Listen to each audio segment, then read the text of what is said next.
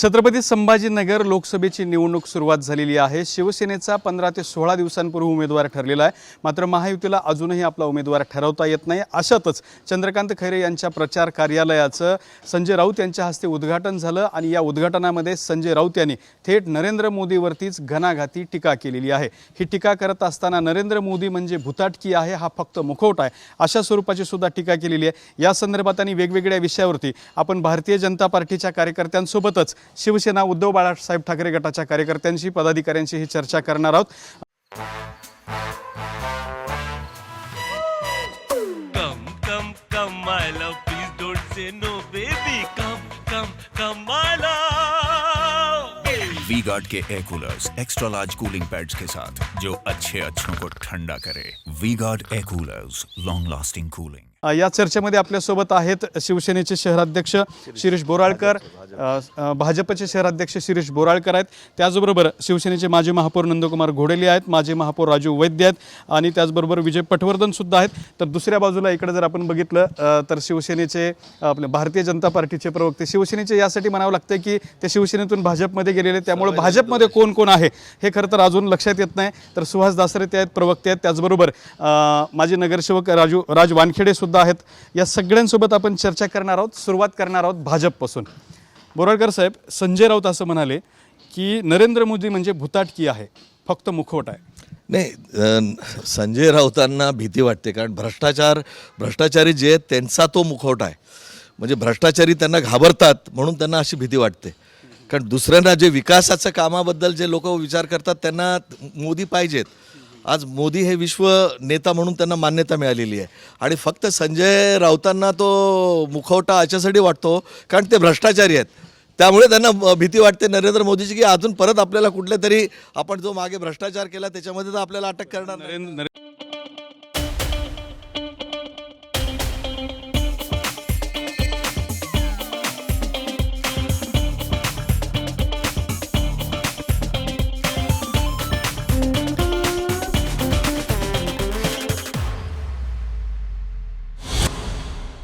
नरेंद्र मोदीची भ्रष्टाचारांना भीती वाटते असं तुमचं म्हणणं आहे। मग सगळे भ्रष्टाचारी नरेंद्र मोदींनाच मिठ्या का मारतात? नाही, अत्यंत हे चुकीचं आहे। कोणीही भ्रष्टाचारी नरेंद्र मोदींना मिठी मारत नाही आहे।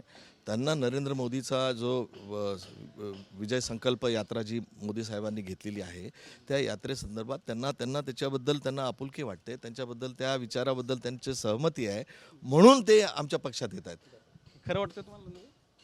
एकतर यांच्याच पक्षाचे नेते किरीट सोमय्या साहेबांनी जेवढ्या आमच्या असतील, आमच्या मित्रपक्षांच्या नेत्यांवर भ्रष्टाचाराचे आरोप केलेत, भाजप म्हणजे एक वॉशिंग मशीन, त्यांना लगेच यांनी घेऊन त्यांच्यावरचे आरोप, त्यांना निर्दोष सोडणं, भ्रष्टाचारी लोकांचं समर्थन करणारी ही पार्टी म्हणजे भारतीय जनता पार्टी आणि याचे नेते म्हणजे नरेंद्र मोदी साहेब। खोट्या घोषणा आपण बघतोय की एक जो मुखवटा आहे, खोट्या घोषणा करणाऱ्यांचा एक हा मुखवटा, बेरोजगारांना रोजगार देऊ, शेतकऱ्यांचे डोळ्यातले अश्रू पुसू, त्याच्यानंतर महत्त्वाचं म्हणजे या ठिकाणी त्यांनी जे सांगितलं 15 लाख, ते कोणती जनधन योजना, काय काय काय काय नुसत्या घोषणा।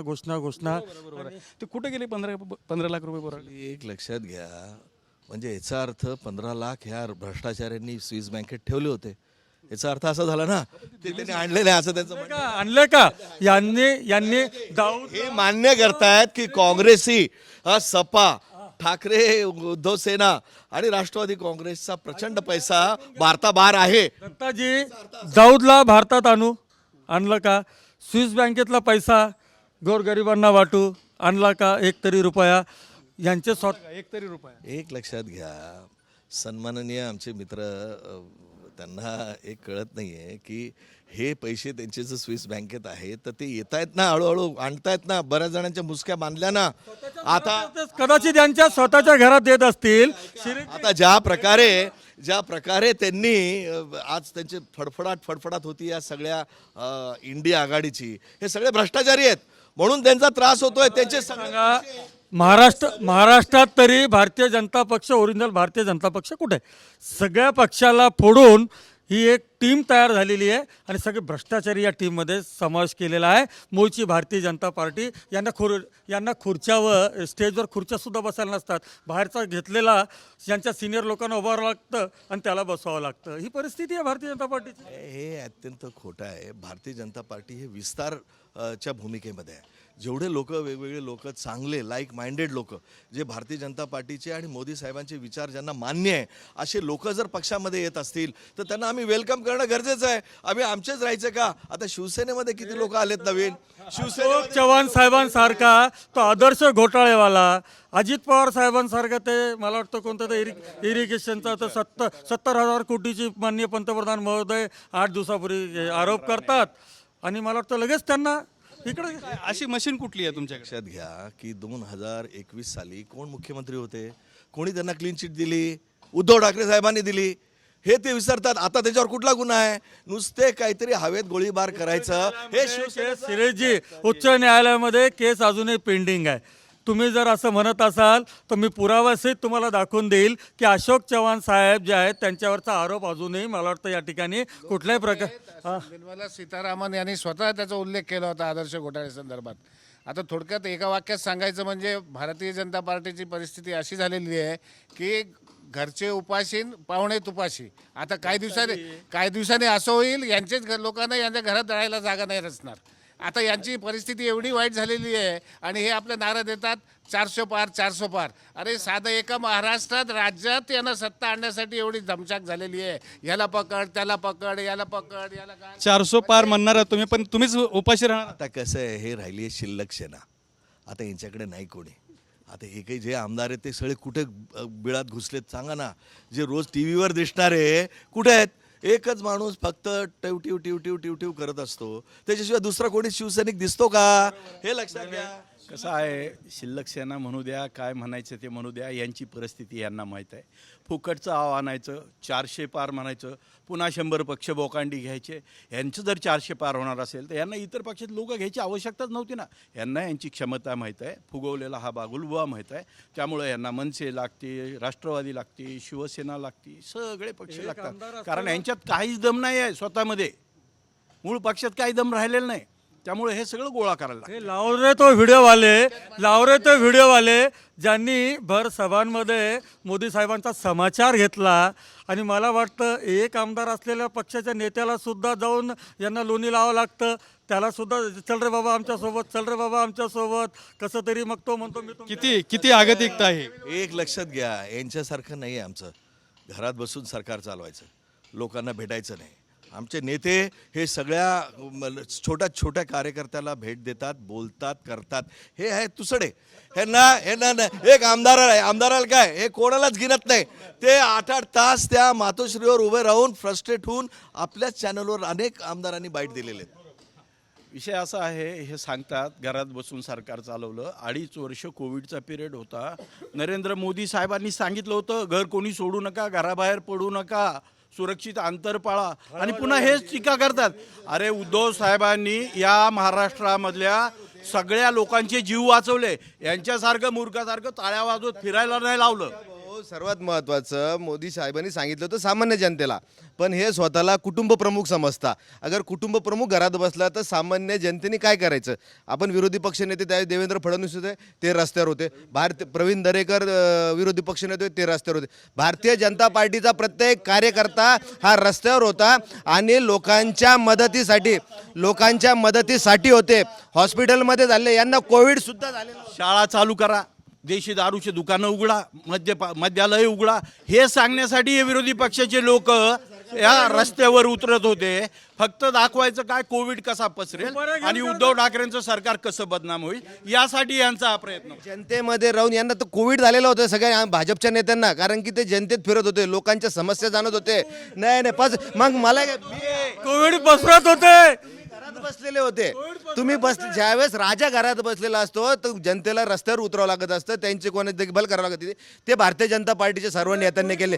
हे याने घरात पक्षाने केलं काय? कोविड पसरत बार चालू करा, मद्यालय चालू करा, देवळं चालू करा, शाळा चालू करा. अरे कशासाठी? ज्यावेळेस तुमचा नेता सर्वोच्च सांगतोय की अंतर पाळा, कोणी रस्त्यावर येऊ नका, आपल्या घरामध्ये राहा, असं असताना हे लोक फक्त उद्धव ठाकरे साहेब बदनाम व्हावेत यासाठी असले उद्योग करत होते. याच्यामध्ये यांनी जे घरात बसून जे केलं, तर मुंबईमध्ये खिचडी घोटाळा असेल, त्या मृत्यू किट असेल, याचे घोटाळा करण्यासाठी पूर्ण उद्धव ठाकरे त्याच्यामध्ये बिझी होती, त्यांची पूर्ण टीम त्याच्यामध्ये. भारतीय जनता पक्ष आणि शिवसेना त्यावेळेस युतीमध्ये होता, त्यामुळे ह्यांना हे बोलायचा काही अधिकारच नाही.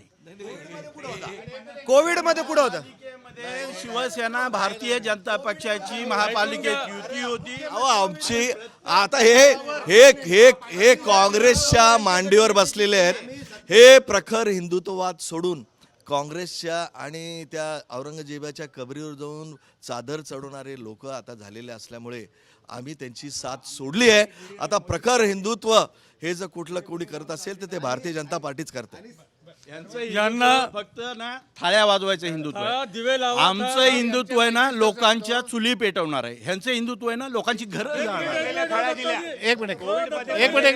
आता हे कोविड खिचडीबद्दल बोलतायत, त्यांनी थोडा अभ्यास करायला हवा की कायद्यात अशी तरतूद आहे, महामारीसारखं हे जगाभरचं संकट आहे, अशा आपत्कालीन स्थितीमध्ये प्रत्येक शासनाला महापालिका असो असं यांना तेव्हाच्या तेव्हा निर्णय घ्यायचा, तेव्हाच्या तेव्हा काही जी गरजवंत गोष्ट असते ती करण्याची पूर्ण मुभा आहे त्याच्यासाठी. आणि ते खिचडी घोटाळा हे सगळं अशा आपत्कालीनच्या गोष्टी, त्याच्याबद्दल चौकशी करणं, त्याच्याकडनं करणं असं कायद्यात तरतूद आहे. नाही तर ह्यांना ती आपत्कालीन व्यवस्था असताना एक 500 रुपयाची किट 50,000ला विकत घेण्याचं हे काय कुर्बान भेटलं यांना? हे काय 5 का? आणि याच्यामध्ये तुम्ही हिंदुत्वाची गोष्ट करता. कालच इथं ईद झाली. माननीय खैरे साहेब आतापर्यंत त्यांनी कधी ईदगाहात गेले नाही, फक्त मताच्या लाचारीसाठी ते ईदगाहमध्ये गेले. आम्हाला मताची कुठल्या प्रकारची लाचारी नाही. आम्ही अतिरेक्यांशी संबंध असलेल्यांना शेजारी घेऊन बसत नाही, मांडीला मांडी लावून आम्ही घेऊन बसत नाही. त्याच्यानंतर हसन मुश्रीफ साहेबांसारखा सुद्धा मला वाटतं ज्यांचे संबंध यांनीच जे सिद्ध करून दाखवलं होतं त्याच्या अलायन्समध्ये आम्ही नाही. टोप्या घालून आम्ही त्या ठिकाणी यांच्या यांचे सन्माननीय नेते यांच्या मंत्रिमंडळात ते तर मंत्री होते ना, त्यांच्या अलायन्स नाही म्हणतात. मला एक सांगा, वर्ष इफ्तारला मशिदीमध्ये हे गेलं तर चालतं. भागवत सन्माननीय मोहनजी भागवत साहेबांनी सुद्धा मला जाऊन बिर्याणी खाऊन येतात, ते यांना चालतं. आणि आमच्या देशातल्या बांधवांना आम्ही शुभेच्छा दिल्या, यांना नाही चालत. देशप्रेमी मुस्लिमांच्या सोबत आम्ही कायम आहोत. बाळासाहेब ठाकरे देशप्रेमी मुसलमान याच्या अगोदर देशप्रेमी नव्हते का? याच्या अगोदर देशप्रेमी नव्हते का? खैरे साहेबांनी याच्या अगोदर सवाल आहे, आता मुस्लिम देशप्रेमी कुठून आले? यांना त्याची व्याख्या समजली नाही. आम्ही मंत्री केलेला साबीरबाई शेख सारखा आम्ही मंत्री केलेला. देशभक्त मुस्लिम दर्ग्यावर जाण्याचा आहे, ईदग्यावर जाण्याचा आहे. ईदग्यावर जायचा प्रश्न एवढ्यासाठीच आहे की ज्या भावंडांनी आम्हाला बोलवलं त्यांच्या सुखदुःखात आम्ही सहभागी नाही व्हायचं का? बोलत नाही का? आणि याच्या अगोदर 30 वर्ष ते खानकी बाण म्हणून निवडून आले, तर त्यावेळेस नाही का खानकी बाणवर लढाई व्हायची ना? आम्ही पाकिस्तानला तर गेलो नाही बिर्याणी खायला गपचूप. यांचे नेते तर पाकिस्तानला बिर्याणी खाऊ. खैरे साहेब पालकमंत्री असताना एकदा नाही 4दा त्या ईदगाला गेलेले आहेत. आणि दुसरी गोष्ट, यांच्या नेत्याचं एक स्टेटमेंट आहे, इम्तियाज जलील सारखा या ठिकाणी माणूस आम्हाला उभा करावा लागतो. एक लक्षात घ्या, इम्तियाज जलीलचं वारंवार त्यांना कोणी मदत केली? ह्या सरकारने. इम्तियाज जलीलला उभं कोणी केलं? खैरे साहेबांनी. यांची ती भीट आहे. खैरे साहेबांनी. आता खैरे साहेबांनी उभं करून आता त्याच्या विरुद्ध चालले ते. आता मला सांगा, आता यांचे विरोधी पक्ष नेते अंबादास दानवे कुठल्या नगरसेवकावर निवडून आले? कोणाचं मत घेतले? अंबादास दानवे कुणाच्या मतांवर निवडून आले? अंबादास दानवे शिवसेनेच्या मतांवर. तेव्हा युती होती, हे सुद्धा सोबत होते. आणि रावसाहेब दानवे साहेब असतील. अरे मतदान गुप्त असतं, त्याबद्दल न बोललेलं बरं. पण आता खरं यांची परीक्षा आहे. आता हे काँग्रेस आणि राष्ट्रवादी बरोबर म्हणजे शरद पवारांबरोबर त्यांची युती आहे. यांची किती आमदार, किती नगरसेवक आणि किती खासदार निवडून देतात तुम्हाला कळेल. शरद पवार साहेबांबद्दल शिरीषजी बोलतायत, यांच्या सर्वोच्च नेत्यांनी सांगितलं ते माझे राजकीय गुरु आहेत. मग यांना काय अलर्जी होती आज आम्ही त्यांच्या बरोबर आहे म्हणून? अहो आम्ही ते असं म्हणले असतील तर बोट पकडून राजकारण. पण त्याच्यामध्ये त्यांनी काय त्यांच्याबरोबर अलायन्स केलं का? शरद पवारला काय सरकारमध्ये घेतलं का? अजिबात घेतलं नाही. हे सगळं यांच्या पुत्रप्रेमामुळे हे आज व्हिडिओ बघा तुम्ही. असो का भाजपचा कोणी उमेदवार असो त्याला निवडण्यासाठी आम्हाला एक लक्षात घ्या, इम्तियाज जलीलला आता मी आकडे सांगत नाही, हे कोणी उभं केलं होतं आणि तो त्यांच्या कसा बोकांडी बसला. आणि याच्यामध्ये मागच्या वेळेस इम्तियाज जलीलला उभं कोणी केलं होतं? वंचितचं तिकीट कोणाला होतं? आणि नंतर MIM संघ वंचित संघ मॅनेज करून वंचितला यांची बैठक कुठे झाली हे सांगतो. तुम्हीच इम्तियाज जलील उभा केला. इम्तियाज जलील यांचे सर्वोच्च नेते हे सांगतात की आम्हाला उभं करावं लागतं, पुराव्यासहित मी दाखवलं. मग त्यांना विचारा ना, हा आरोप त्यांनी सिद्ध करून दाखव. तुम्ही बी टीम म्हणताय. बीट टीम आहे यांची, हे आम्ही आज नाही केव्हापासून सांगतोय. मंत्री त्यांचेच खासदार, त्यांचेच सिनियर नेते रावसाहेब दानवे आपले जालन्याचे. आता तुम्ही ऐकलं ना व्हिडिओ, आम्ही म्हणतो असं नाही, घोडे साहेब तुम्हाला ऐकलं ना. आता बी टीमचा आरोप आहे. एक लक्षात घ्या की 2019ची गोष्ट आहे आणि ते आता काही बोलले असतील, एका भाषणात काही वेगळ्या रेफरन्समध्ये बोलले असतील, तो त्यांचा उद्देश नाही. पण आता इथे संभाजीनगरला MIMचा उमेदवार शिवसेनेच्या विरुद्ध उभा होता, त्यावेळेस ते उभं कोणी केलं होतं? लढाई तुमच्या विरोधात होती आणि तुम्ही उभा. भारतीय जनता पार्टीने युती असताना सुद्धा पाठीत खंजीर खुपसला. खैरे साहेबांच्या विरुद्ध यांच्या काही लोकांनी प्रचार केला, हे यांनी सुद्धा मान्य केलं. खैरे साहेब थेट नाव पण घेतात. नाव घेतात खैरे साहेब, उघडपणे खैरे साहेबांनी आरोप केले. त्यांच्या एका नेत्याचं जावई प्रेमापोटी त्यांनी भारतीय जनता पार्टीच्या लोकांना शिरीष भाऊ खंजीर त्याला प्रचंड 25 वर्षात खरे साहेबांनी काम केलं म्हणून ती अँटी इन्कमन्सी होती.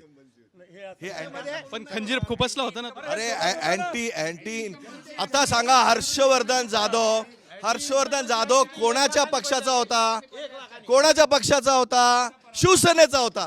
कोणाला आमदार होता? शिवसेनेचा आमदार होता. मग यांच्या मांडीवर येऊन बसला होता. जावाई आहे ना, आणि अँटी इन्कम्बन्सी असती तर लाखभर मतांनी तुमचा आमदार होता तो, तुमचा रनिंग आमदार होता तो. आमचा आमदार आम्ही आमच्या पद्धतीने सांभाळला असता. जावाई प्रेम उतू आलं, त्याच्यामुळे हा प्रॉब्लेम झाला ना.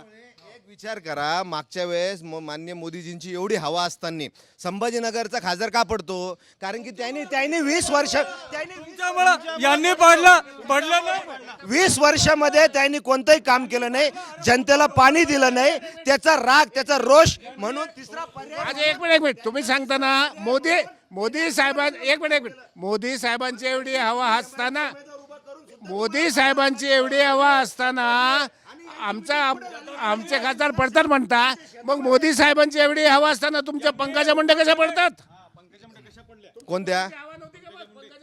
हे आपला लोकसभेच्या संदर्भामध्ये विषय चालू आहे. हवा मोदींची हवेचा विषय. एक मिनिट, संभाजींच्या विषय, मोदींची हवा आहे याच्यामध्ये, त्याच्यामध्ये दुमत नाहीये. पंकजाताईचे तिथले काही वेगळे गणित असतील त्याच्यामुळे झाला, पण आता लोकसभेला ते प्रचंड मताने. एक लक्षात घ्या, मागच्या वेळेस खैरे साहेब भाजपच्या ताकदीमुळे निवडून यायचे, आता खैरे साहेब भाजपच्या विरुद्ध आहेत. एक लक्षात घ्या, आम्ही आता यांच्या भाषेत असं म्हणायचंय, आम्ही थोडं हलवलं तर ते पडतात, तर आम्ही त्यांच्या बाजून नाही तर ते सपशेल पडले असे घोषित झालं. पडलं नाही. भारतीय जनता पार्टीने ठरवून पाडलं. बूथवर सुद्धा यांचे जे सगळे कार्यकर्ते होते, बूथ एजंट होते, यांनी त्या हर्षवर्धन जाधवचे रुमाल गळ्यात घालून बूथवर काम केलं आणि खैरे साहेबांनी युती धर्म पाळला नाही. यांची निशाणी कमळ नको, पाठीत खंजीर खुपसणार एक निशाण यांचं पाहिजे. अहो, हे खंजीर कोणी खुपसले पूर्ण जनतेला माहिती आहे. हिंदुत्ववादी जनतेला खरं तर इथे या शहरामध्ये प्रचंड असं युतीला मतदान ह्या लोकांनी केलं होतं. आमदार निवडून दिले, महापौर केला, खासदार केला, पण ह्यांनी युतीच्या मतदारांमध्ये खंजीर कोणी खुपसला? ते या शिवसेनेने खुपसला. याचं उत्तर असं आहे की ज्या वेळेस आम्ही भाजप बरोबर जायला तयार नव्हतो, त्यावेळेस सन्मान्य देशाचे गृहमंत्री जे त्यावेळेस अध्यक्ष होते ते मातोश्रीवर आले. त्यांनी उद्धवजींना विनंती केली, त्यानंतर आमची युती झाली. पण हे होत असताना त्यांनी अडीच वर्ष विभागून सत्ता वापर होईल असं स्पष्टपणे सांगितलं होतं. असं ठरलं होतं. असं कोण म्हणतं ठरलं होतं? अगर देशाचे गृहमंत्री सांगताय की बाबा हे नाही आहे, जो शब्द दिला नाही, अगर त्यांनी दिलेलं, आता बरं नितीश कुमार यांना शब्द दिला होता, त्यांना मुख्यमंत्री केलं. एकनाथजी शिंदे साहेबांना शब्द दिला, त्यांना मुख्यमंत्री केलं. जिथं शब्द दिला नाही तिथं याचा शब्द यांना ऑलरेडी मुख्यमंत्र्याच्या लालसेसाठी, यांच्या पुत्रप्रेमासाठी, याच्यामुळे यांना मुख्यमंत्री व्हायचं होतं, म्हणून यांनी पाठीत खंजीर. यांचे साहेब म्हणतात, शहा साहेब म्हणतात हे यांना मान्य, आणि उद्धव साहेब म्हणतात ते खोटं. अरे पत्रकार परिषद काढा ना, त्यावेळीची व्हिडिओ आहेत ना. नाही, यांचं म्हणणं असं आहे, एक मिनिट, यांचं म्हणणं असं आहे, किरीट सोमय्यांनी कोणावर आरोप केला तो खरा, मग त्याला ईडी त्यांच्या मागे लागते. आणि जर आमच्या विरोधी पक्षाने कोणावर आरोप केला की मग त्याला मग ते तपास करावा लागेल. ईडी असं कसं काम करते येड्यावानी? लक्षात घ्या, तुम्हाला एक लक्षात घ्या की ईडी ही सरकारी यंत्रणा आहे. कागदपत्र पाहिल्याशिवाय प्रूफ असल्याशिवाय करत नाही. कारण हे वारंवार कोर्टात जातात, कोर्टानं आपटी. आता अनिल परबचं रिसोर्ट इतकं त्यांनी कोरोनामध्ये बांधून टाकला, तो पाडायला लावला ना. जर त्यांचं खरं असतं तर ते पाडलं गेलं नसतं. कोर्टाने आदेश दिला, सुप्रीम कोर्टाने आदेश दिला की ते रिसोर्ट पाडा. आता हळूहळू तुम्हाला कळेल की हे जे भ्रष्टाचाराची गंगा ह्यांनी जे 2.5 वर्षात ह्यांनी केलेली आहे, ह्यांना येणाऱ्या पुढच्या काळामध्ये यांना याचं तोंड द्यावं. तुमच्या वॉशिंग मशीन मध्ये टाकून घेतील ना गंगा? एक लक्षात घ्या, आम्ही कोणालाही क्लीन चिट दिलेली नाही. आत्ताच पवार साहेब, अजित पवार साहेब, ऐका ना, आत्ताच पवार साहेबांना क्लीन चिट दिली. मी सांगितलं, अजित पवारांना 2021 सालीच यांच्या माननीय मुख्यमंत्र्यांनी क्लीन चिट दिलेली आहे. भावना गवळींवर आरोप होते, त्यांना यांनी पक्षात घेतलं, त्या शांत झाल्या. हसन मुश्रीफ साहेब घेतले. एवढं कशाला? माननीय मुख्यमंत्री एकनाथ शिंदे, त्यांचे PA सचिन जोशींना ईडीने उचलून घेतलं होतं. त्याच्यानंतर यांचा प्रवेश झाला, ते पण शांत आहेत. अरे अशी एवढी मोठी वॉशिंग मशीन मोठं आहे तुमचं. म्हणजे हे सगळे भ्रष्टाचारी होते यांना असं म्हणायचं आहे? शिवसेनेचे आम्ही म्हणत नाही, ह्यांनी आरोप केले आणि यांनीच शिवसेने भ्रष्टाचाराची गंगा आहे, तिथून उगवून काही लोक आले असं तुम्हाला म्हणायचं आहे? असं मी कोणाला भ्रष्टाचारी म्हणलं नाही. यांनी तुम्हाला माहिती होतं, आता म्हणतात मग तुम्ही कशाला घेतले? आता प्रॉब्लेम असा झाला आहे, आता हे जलबिन मछली म्हणतात ना, यांच्याकडे कोणीच राहिलं नाही. आता तडफड चालू आहे. आणि आता या लोकसभे निवडणुकीनंतर यांची अशी पत त्यांची जाणार आहे, हे आपल्या लक्षात येईल. कोणाची लोकसभा घोडा मैदान समोर आहे, अजून उमेदवार देता नाही आला. मुद्दा एक लक्षात घ्या, उमेदवार देता आला नाही असं म्हणणं योग्य नाही. आमच्याकडे प्रचंड असे चांगले ताकदीचे उमेदवार आहेत आणि आता आम्ही त्या ताकदीच्या उमेदवार दिसून आलं ताकदीचे उमेदवार आहेत. आणि मी तुम्हाला सांगतो की प्रचंड मताने महायुतीचा उमेदवार निवडून देईल. पडण्यासाठी कोणीच तयार नाहीये. उमेदवार तुमच्याकडे खूप आहेत, पण पडायला कोणी तयार आहे? लक्षात घ्या, ही निवडणूक माननीय मोदी साहेब बनाम राहुल गांधी आहे. ह्या आम्ही कोणी द्या, उद्या कोणी द्या, ही निवडणूक हुकुमशाही. खैरना मत म्हणजे राहुल गांधींना मत आणि महायुतीला मत म्हणजे मोदींना मत. ही निवडणूक म्हणजे लोकशाही वर्सेस हुकुमशाही. मोदी नाही, राहुल गांधी नाही, काय नाही. वर्षच गद्दार. विषय गद्दारीवर आलाय, तुम्ही त्यांच्यातून भाजपमध्ये आले. नाही तसं नाही आहे. उबाठाचे माझे सगळे मित्र जे आहेत यांना सगळ्यांना माहिती आहे की येणाऱ्या परिस्थितीमध्ये काय होणार आहे. परंतु तुमचा बूम जेव्हा समोर येतो तेव्हा प्रत्येकाला काहीतरी बोलावं वाटतं की आमचा वरिष्ठ वर बसलेला नेता आम्हाला काहीतरी देईल. नंदू घोडेलेंनाही सगळ्या गोष्टी माहिती आहेत काय होणार आहे. त्याचप्रमाणे राजू वैद्यांनाही माहिती आहे, पटवर्धन साहेबांनाही सगळं माहिती आहे. सगळ्यात महत्त्वाचा मुद्दा असा आहे की जसं शिरीषजींनी सांगितलं की आमचे शहर जिल्हाध्यक्ष एकटेच सर्वांवरती भारी ठरत आहेत, म्हणून आम्ही पण गंमत बघतोय. याच्यामध्ये सगळ्यात महत्त्वाचा मुद्दा सांगायचा म्हणजे ज्या वेळेला युती मागच्या वेळेला झाली त्यावेळेला सगळ्यात पहिल्यांदा चंद्रकांत खैरेंचं स्टेटमेंट हे होतं की आता भारतीय जनता पार्टीवर आमची युती झालेली आहे, आता कोणताही उमेदवार माझ्यासमोर येऊ द्या. परंतु इम्तियाज जलीलांबरोबर जाऊन ज्या काही गोष्टी घडल्या ह्याच्यामध्ये माझ्यापेक्षा खूप चांगल्या पद्धतीने नंदू घोडेलेंना या सगळ्या गोष्टी माहिती आहेत. साक्षीदार ते त्या सगळ्या गोष्टींचे आहेत. काय घडलं होतं? काय घडलं होतं? इम्तियाज जलील यांना मुद्दाम उभं करण्यात आलेलं होतं. त्या कसं उभं केलं? काही दिलं तर काय? ते काय ठरलेल्या होत्या काही गोष्टी, आता काय समोर सांगता येत. समोर म्हणजे लपवताय का? म्हणजे तुम्ही शिवसेनेचे आहात छुपे, तुम्ही लपून शिवसेनेचे आहात, शिवसेनेला मदत नाही. जे सत्य उघड करा. असं होऊ शकत नाही. होऊ शकत नाही. का लपवताय? या सगळ्या गोष्टी म्हणजे भ्रष्टाचारावर भाजप पांघरून घालतो. ह्या सगळ्या ज्या गोष्टी आहेत, आरोप करत असताना पुरावा द्यावा लागतो. आणि साहेब आम्ही तर पुरावा दिला. साहेब दानवे साहेबांचा तुम्हाला आता व्हिडिओ दाखवला. काय घडलं होतं इम्तियाज जलील सोबत? हा पुरावा तुम्ही आहेत म्हणताय. कधी असं आम्हाला हे असं काही नाही आठवत नाही, सांगायचा मुद्दा नाही. कारण नंदू हे करायची गरजच पडली नाही. ज्यांना हे बघा, ज्यांच्या सोबत यांनी हात मिळवणी करतात, मित्र म्हणतात, त्याच्या पांडीत खंजीर खूप असतात. हेच घाबरून म्हणून यांच्या जे मित्र पक्षाचे या ठिकाणी कॅन्डिडेट यांच्या धाकाने उभं करत नाही. ते काय झालं होतं इम्तियाज जलील सोबत? काय झालं? जलील सोबत कधीच आमचं हात मिळवणी नाही. उलट असदुद्दीन ओवैसी जे आहे यांच्यासोबत यांच्या किती बैठका झाल्यात ते यांना आणि इम्तियाज जलील रावसाहेब दानवेंचं वारंवार नाव घेत आहेत. मला असं विचारायचं, अंबादास दानवे खरं काम करणार आहेत का? सन्माननीय अंबादास दानवेंना त्यांच्या बाबतीमध्ये तुमच्या मनात शंका यायला नको. आता शंका आम्ही नाही आलेली, शंका आम्ही तुमच्याचकडनं ऐकलेली आहे. आणि त्यांनी जे मागच्या 15 दिवसापासून अंबादास दानवे जे अटॅक करतात तुमच्यावर, ते काय असं शो करत नाहीत. लक्षात घ्या, ते काय शो करत नाही. ह्या त्यांच्या बूमवर attackमुळे हे गावाला- मतं मिळत नाही. मतं जमिनीवर जाऊन बूथवर जाऊन मिळतात. ते तिथं आता जात नाही. अंबादास दानवे नेते झालेले आहेत. चंद्रकांत खैरेंनी स्पष्टपणे त्यावेळेला सांगितलेलं होतं की आमच्याच पक्षातल्या काही गद्दारांमुळे मी पडलेलो आहे. मग ते कोण गद्दार आहे ते यांनी स्वतः युती होती, त्यामुळे पक्ष म्हणूनच युतीतल्या सहकाऱ्यांना पण आम्ही समजत होतो. त्यामुळं साहेब असं म्हणाले होते की आमच्यातलेच काय, म्हणजे अंबादास दानवेंचं नाव घेऊन बोलले. अंबादास दानवे साहेबांनी मागच्या वेळेस हे चांगलं काम केलं. यावेळेस तर आदरणीय उद्धवजी ठाकरे साहेबांनी त्यांच्यावर जबाबदारी टाकलेली आहे या मराठवाड्यातल्या 4 सीट निवडून आणायच्या. त्यामुळे ह्यांच्या त्यामध्ये मागच्या वेळेचं स्टेटमेंट काढा. ते पक्षातले म्हटले नव्हते, ते भाजपने ज्यांना आरोप करायचे ते केले. आमच्या पक्षातले शिवसेनेमधल्या काही गद्दारांनी काम केले. आणि यांना अंबादास दानवेंना बदनाम करायचंय. यांच्यामध्ये आता पोटात दुखायला लागलं. दानवे साहेब ज्या पद्धतीने झोकून काम करायला लागले. सगळ्यात महत्वाचा मुद्दा घ्या. सगळ्यात महत्वाचा मुद्दा हा आहे की अंबादास दानवे आता शिवसेनेचे नेते झालेले आहेत. ऍक्च्युअल नंदू घोडेले नेते व्हायला पाहिजे होते. अभिनंदन. ते उलट मला सिनियर आहे, नंदू घोडेले सिनियर आहे. मी समाधानी आहे. पक्षाने मला फार काही दिलेलं आहे. म्हणून मी समाधानी आहे. ही जोरात चर्चा सुरू आहे. अजून एक आहेत आपल्याकडे, काय म्हणाल तुम्ही?